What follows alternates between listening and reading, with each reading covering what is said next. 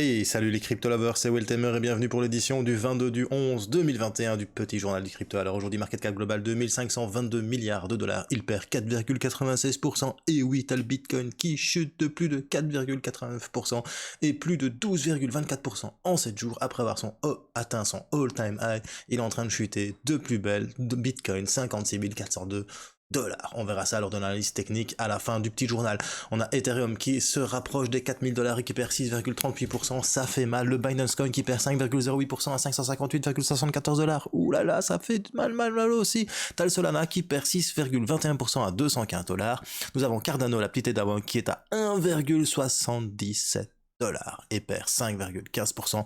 Sommes-nous en bear market? Telle est la question. Nous avons le petit Ripple de Jean Ferrifard qui se rapproche des 1 dollar, le Polkadot de Magic War qui perd 5,37% et qui chute sous les 40 dollars. Nous avons l'USD Coin qui gagne, qui 0,21%. Et alors, nous avons un nouvel entrant dans le top 10, ladies and gentlemen. Nous avons Avalanche, le AVAX qui déboule dans le top 10 avec un 44,27% en 7 jours et un 6,67% rien qu'aujourd'hui.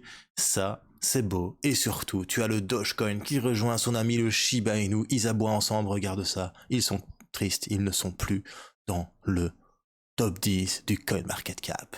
Alors après avoir regardé les top gagneurs du jour, s'il y en a dans le top 100, on a quand même Voyager Token qui nous fait un petit 27,59%, le Sandbox qui fait 15,53%, ça me fait plaisir, et nous avons le Curve DAO qui nous fait un petit 8,86% et le Elrond qui fait 8,43%.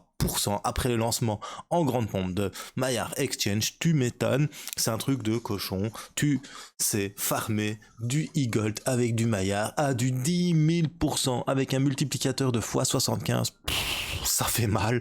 Je me suis fait rien qu'en 2 jours un de ces paxons. Ça fait vraiment plaisir. Alors on a le Cosmos aussi, Atom qui se réveille enfin et Iota qui nous fait un petit 6,54%. Voilà, c'est tout pour la petite market review. Si t'es nouveau sur la chaîne, bienvenue à toi. Moi, c'est Weltemer. Tous les jours, du lundi au vendredi, je fais un petit journal du crypto. Le samedi, je fais une analyse fondamentale. Et le dimanche, je fais un live sur ma chaîne Twitch. N'hésite pas à t'abonner et à actionner la petite cloche de notification. Allez, c'est parti. Générique.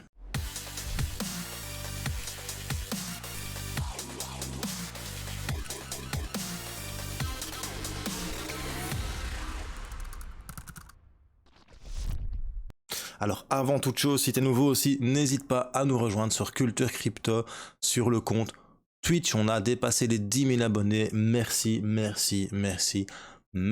Et aussi, je tenais à vous dire, ben voilà, ces derniers jours, j'ai pas su faire un petit journal de crypto parce que comme je vous l'ai dit, en ce moment, c'est très chaud pour moi. Mais bon, voilà, je vais essayer de le faire un maximum cette semaine. Alors, c'est parti pour les petites news. On commence par le Shiba Inu qui est à 9000 holders d'atteindre le cap du million d'investisseurs. Et oui, Shiba Inu accumule 991 306 holders de Shiba.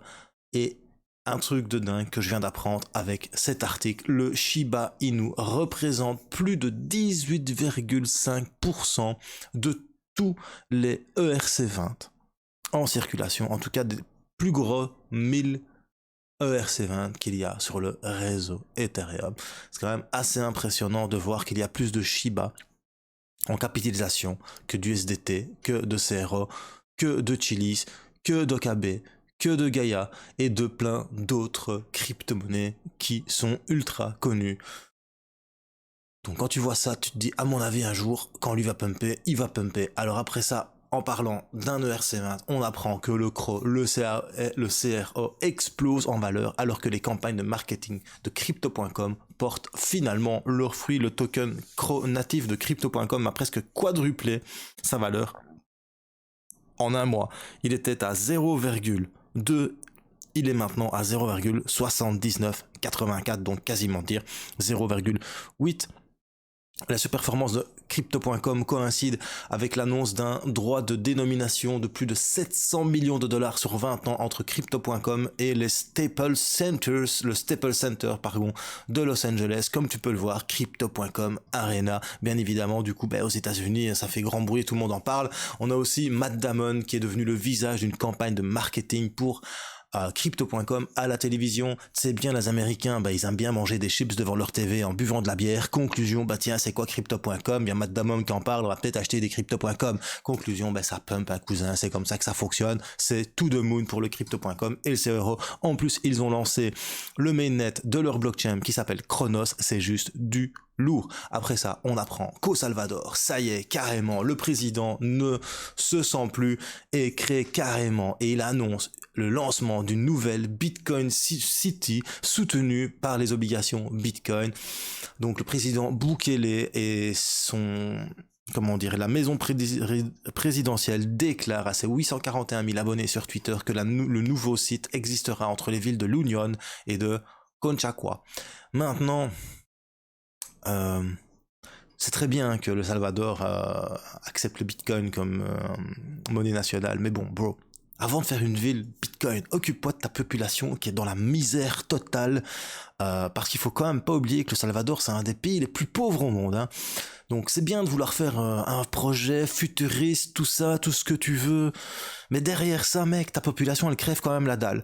Donc je sais pas vous les gars, ce que vous en pensez, mais il y a quelque chose qui pue au royaume du El Salvador, ou c'est moi, ou c'est là-bas, mais j'ai quand même l'impression que c'est quand même bizarre, je sais pas moi. Au lieu de créer une nouvelle cité Bitcoin, améliore tes infrastructures sur place, améliore la vie de tes citoyens là-bas, et peut-être qu'après tu pourras peut-être te dire, bon allez, maintenant on va faire une cité spéciale Bitcoin, tu vois, hein. Il y a peut-être des choses un peu plus importantes que faire une ville Bitcoin City dans ton pays. Enfin, je sais pas. Donc voilà, tu donnes je sais pas. Perso, je sais pas ce que vous en pensez. J'ai envie de savoir ce que vous en dites, ce que vous en pensez dans les commentaires. Mais bon, voilà. Ils vont financer ce nouveau projet grâce à Bitcoin Blockstream. Ils vont lancer des obligations Bitcoin. Ouais, lance des obligations Bitcoin pour aider ta population, quoi, au lieu de créer une ville toute nouvelle dans un pays où il y en a déjà et elles sont toutes plus bactères, quoi, tu vois. Donc voilà, je sais pas ce que vous en pensez. Moi, personnellement, je trouve ça bizarre quand même, hein. Je sais pas. On pourrait dire que c'est bien, mais je vois pas ça d'un super bon oeil quand même. Voilà, c'est tout pour les petites news. Maintenant, on va passer à l'analyse technique du Bitcoin. Mais avant toute chose, j'aimerais bien remercier toutes les personnes qui ont acheté un t-shirt Crypto Lover la semaine dernière. J'ai aussi des gens qui m'ont acheté des mugs Crypto Lover. Alors, j'ai vendu aussi des petites tasses Choose Life, Choose Freedom, Choose Bitcoin, parce que ça, c'est vraiment l'article qui se vend le plus. En tout cas, je voudrais tous vous remercier. Malheureusement, je ne sais pas qui est derrière l'achat de ces articles, mais voilà, merci à tous, grâce à vous, je peux acheter du matos pour faire des meilleures vidéos, et ça fait super plaisir. Et si tu as envie d'acheter un t-shirt Choose Life, Choose Freedom, Choose Bitcoin ou tout autre petit goodies, eh bien, tu as le lien qui se trouve en description. Ceci était l'instant marketing de la chaîne. Merci. Après ça, on analyse le Bitcoin. Regarde-moi ça, badaboum, mais il continue de chuter. Il passe en dessous des 56 000 $. C'est la fête, bro. Ou pas, tout dépend dans quel camp tu te trouves.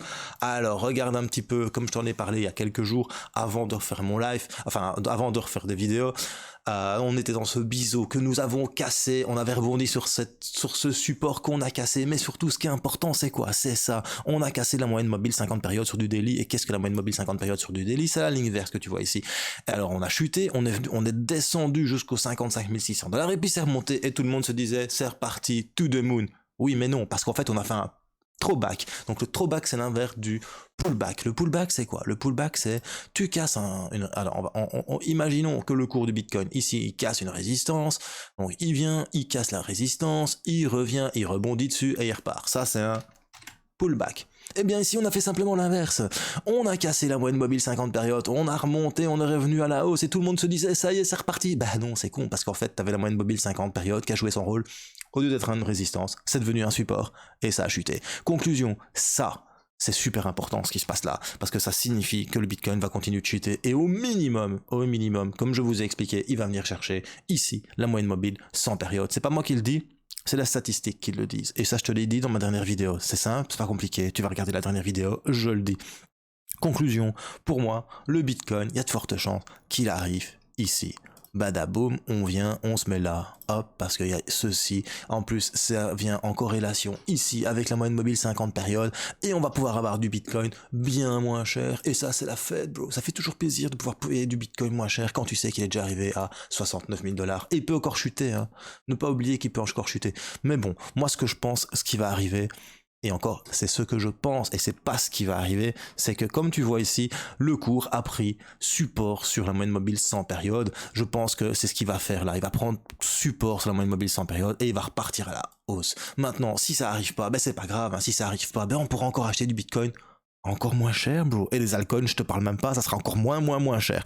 Et on viendra peut-être chercher ici la moyenne mobile 200 périodes. En plus, tu vois vraiment, je te l'avais dit, hein, je t'avais dit, tu peux regarder ma dernière vidéo, j'avais dit ici divergence sur le RSI chute alors que le cours monte. Conclusion, le cours monte, mais le RSI chute. Ça veut dire quoi? Mais ça veut dire que la puissance relative d'achat, Relative Strength Index, diminue, ça veut dire que la force des acheteurs diminue malgré que le cours monte, donc il y a une divergence, et cette divergence te disait de toute façon ça va chuter, et c'est exactement ce qui s'est passé.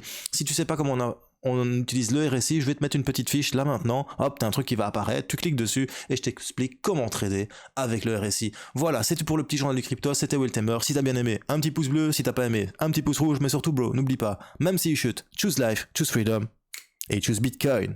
Peace.